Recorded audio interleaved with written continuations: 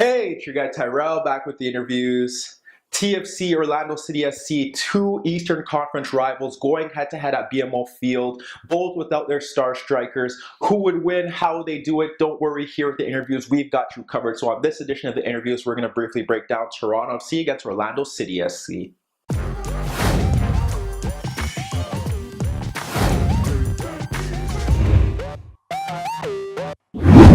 So TFC, Orlando City SC, two Eastern Conference rivals, both sides without their starting strikers. Who would get the win at BMO Field? If Orlando win, they push the gap against TFC. If TFC were to win, they'd finally get to go up the table and show more respect to what they actually are in that league position.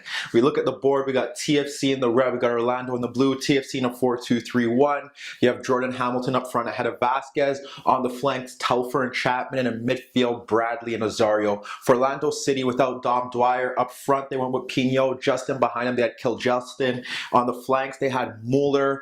And on the other flank, they had Justin Merriman. In midfield, it was Higuita. And it was Rosell. What went right? What went wrong? Well, for TFC, it was about how are they going to score? How are they going to generate chances? When you look at their starting lineup, they really lack a reliable goal scorer. Yes, Rosario could score from midfield, but usually most of his goals are inside the 6-yard box. How would they get goals without him breaking into those lines? Because it would be really hard for him to do that with the counterattacking threat that Orlando City poses, and with Bradley sitting just a bit deeper, that would leave the midfield very open. We look at their best chances. There were two aspects to their great play in this game. One was Telfer. He offered width out wide, and we don't know if this was intentional or not, but he was going up against Will Johnson, who is not a natural right back, and he exploited him time and time after again.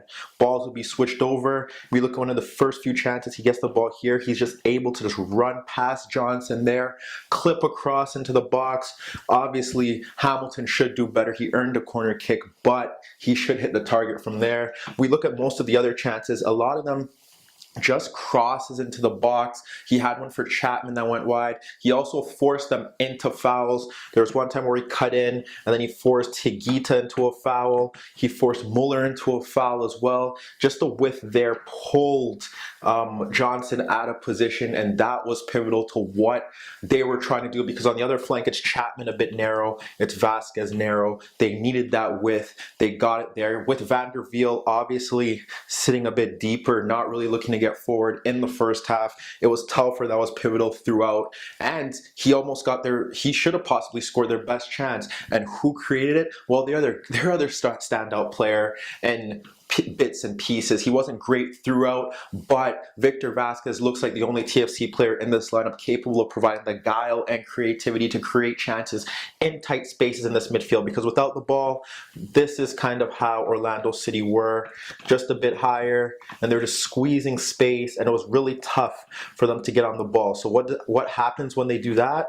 Well, what happens is that Vasquez sometimes drops a bit deeper to get on the ball, moves out into these spaces here. He has the passing range to pick up the ball in those areas and clip balls over the top. And one of their best chances saw Johnson, who obviously struggles with his positioning in a right back role, sees runners running off, and he saw Telfer run off.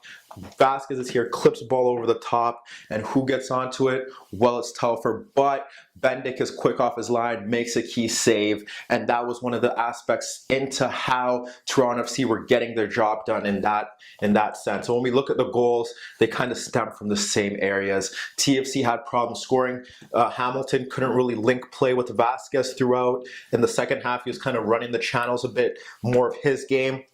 That wasn't working. They brought on Rohan Ricketts. You're not too sure what you're going to get from Ricketts, but here what he did do was Vasquez picks up a loose ball that should have been cleared, and he's just able to slide a pass behind Sane, and Ricketts runs off him, picks up the ball, should score, hits the post. Chapman knocks his goal into the net. So that's obviously big on Victor Vasquez, because we don't know who else on that TFC side to be able to play a pass for Ricketts to run off the defender and get that 1v1 opportunity. You look at the second goal. This is when TFC switched to a 3-5-1, and that's because they needed more width after conceding a goal that didn't really have to do anything with the general theme of the play, but they had to come back. And with the 3-5-1-1, they pushed men forward.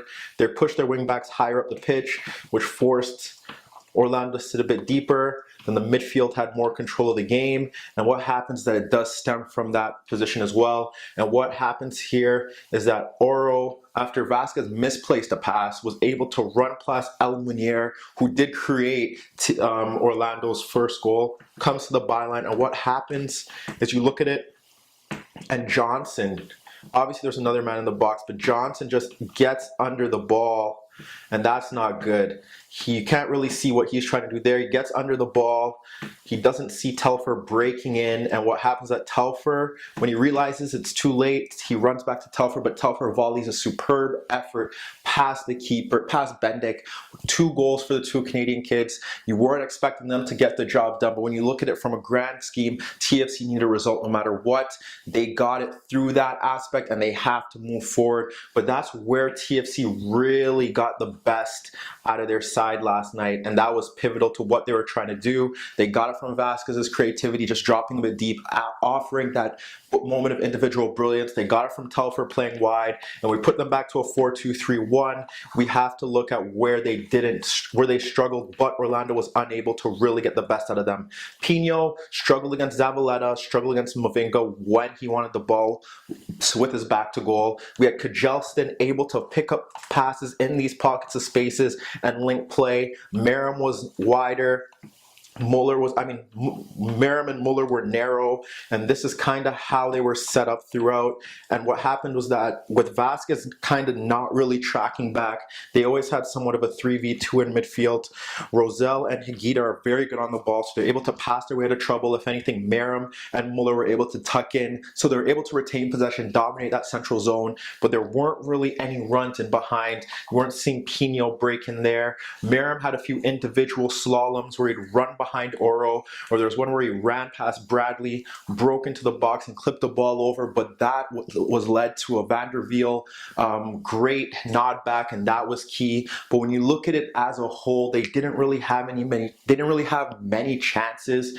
Their best chances in the second half stemmed from Merrim playing out wide, clipping a ball into Muller, but he couldn't guide his shot on goal. Another opportunity saw Muller run at his marker and clip a ball into Merrim, but he nodded his effort at the keeper.